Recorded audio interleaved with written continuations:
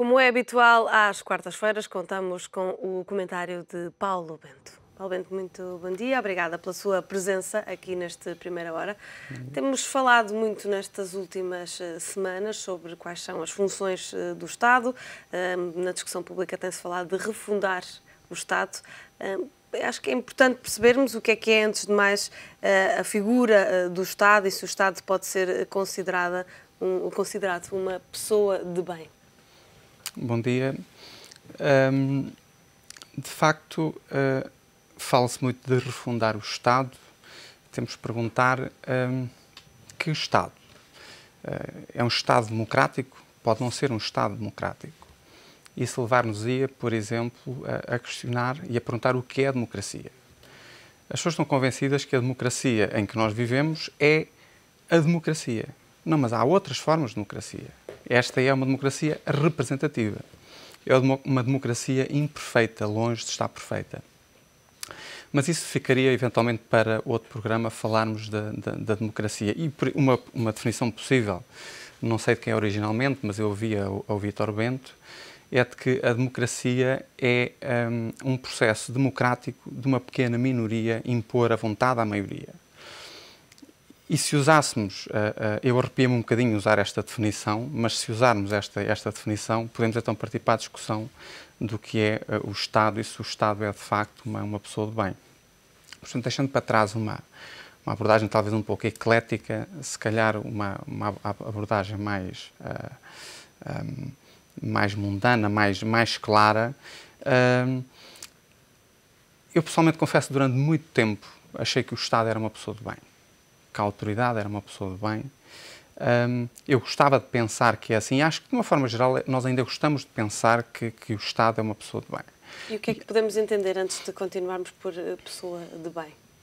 Pois, nós tivemos 2 ou 3 pessoas, provavelmente pensamos coisas diferentes, mas eu posso elencar 3 ou 4 exemplos daquilo que poderá ser uma pessoa de bem. É uma pessoa que pratica o bem, por exemplo, é um depósito de confiança, é alguém que nós podemos seguir como exemplo, é alguém que se rodeia de pessoas de bem, tende a manter afastada pessoas que não são de bem, não é? E podemos usar aquele provérbio português que é diz-me com quem andas, dir-te-ei as manhãs que tens. Portanto, e que nesse sentido protege todos os cidadãos? De certa forma. Portanto, há alguém, se quiser, uma pessoa de bem, alguém que não se deixa corromper, porque rodeia-se de pessoas de bem, nós tendemos a rodear-nos de pessoas como nós. E foi isso que deu origem, de alguma forma, ao provérbio. Mas é também alguém que tem uma postura consistente, tem um comportamento consistente. Nós sabemos com o que podemos contar. E podíamos elencar todo um conjunto de atributos relativamente àquilo que de facto são as pessoas de bem. E neste caso, daquilo que é se o Estado é ou não uma pessoa de bem. E podemos dar muitos exemplos, e se calhar eu posso dar alguns exemplos, infelizmente, que tenho conhecimento de causa, práticos, não vou referir nomes, mas são exemplos reais para demonstrar que o Estado não é uma pessoa de bem. E as pessoas lá em casa que nos estão a ouvir, certamente que se sentem, infelizmente, demasiado familiarizados com alguns destes exemplos.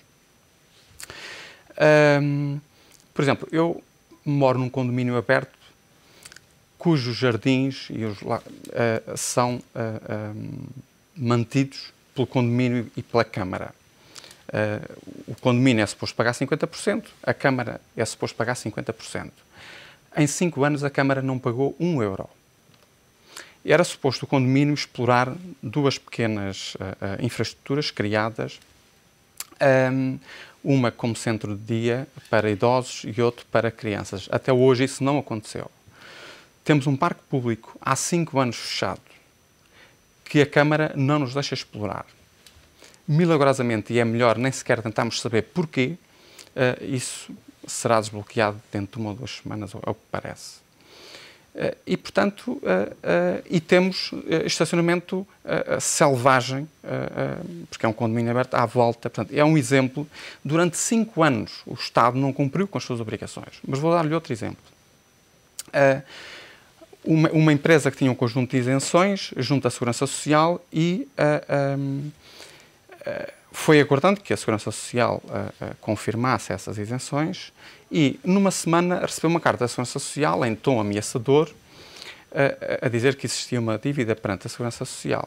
Bom, a empresa, na medida em que precisava da declaração de isenção de dívida à Segurança Social para desenvolver alguns dos seus trabalhos, nesse momento pagou a alegada dívida, alegada. Na semana a seguir, recebeu da Segurança Social uma carta a dizer que o processo tinha sido deferido e, portanto, que existia o direito à isenção. Passaram 4 ou 5 anos e a Segurança Social ainda não devolveu o dinheiro. Dinheiro que não é da Segurança Social. Não é um subsídio. Não é... E a última vez foi a semana passada, a última diligência, e pior, não há a mínima noção de quando é que isso pode acontecer, que é devolver dinheiro que não lhe pertence. E isto não pertencer, eu acho que é importante. Mas vou dar-lhe outro exemplo. Agora fala-se muito, infelizmente, pelas piores razões, da Goldman Sachs. E a Goldman Sachs está a fazer a nível mundial aquilo que algumas empresas estão a fazer a nível nacional. E tem a ver, portanto, a forma como o Estado mantém ou não afastado estas pessoas. Um caso real. Temos um funcionário público que ganha 5.000 ou 6.000 euros por mês, que as pessoas acham escandaloso, extremamente competente. Essa pessoa é, usando uma expressão popular, colocada na prateleira, passado algum tempo sai, e em vez de uma pessoa a ganhar 5 ou 6.000, colocam-se 3 pessoas a ganhar 3.000. O Estado passa a gastar 9. E ficamos todos contentes com isso. Mas de onde é que vieram essas pessoas? Essas pessoas vêm de uma grande consultora, uma das 4 maiores, que pelo meio é interessante que elas não vêm diretamente. São passadas por outra empresa para depois ir ocupar este lugar. Portanto, aparentemente, quem não está atento não percebe a relação direta. Ou seja, a grande consultora que tem pessoas a mais e estamos em crise, não só resolve um problema que é colocar as suas pessoas noutras entidades, como daqui a 5, 10, 15 anos, estas pessoas vão comprar serviços à consultora. E isto o Estado é isto. Nesse exemplo que está a dar, já não se pode atribuir a falta de organização ou a não capacidade de cumprir. Aí já há claramente uma segunda intenção. É evidente, é evidente. E, portanto, o Estado não está coberto, o Estado não consegue evitar que, se quiser que isto depois começa a funcionar, há quem fale do povo e dos tentáculos do Estado, mas é mais o inverso. Ou seja, nós temos, e voltando à definição do Vítor Bento, temos... Para concluirmos, sim. Sim, voltando à definição do Vítor Bento, temos um conjunto muito reduzido de pessoas que, sem fazer nada ilícito, este último exemplo, podia dar-lhe mais 6 ou 7, este exemplo, não há aqui nada ilícito. E aquilo que estas pessoas vão fazer no futuro também não é ilícito.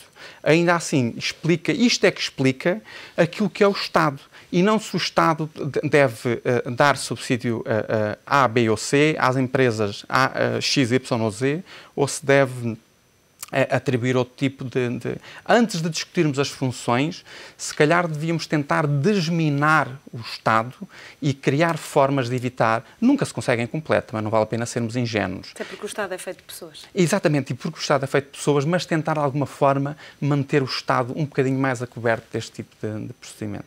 Paulo Bento, muito obrigada pelo seu comentário aqui neste Primeira Hora.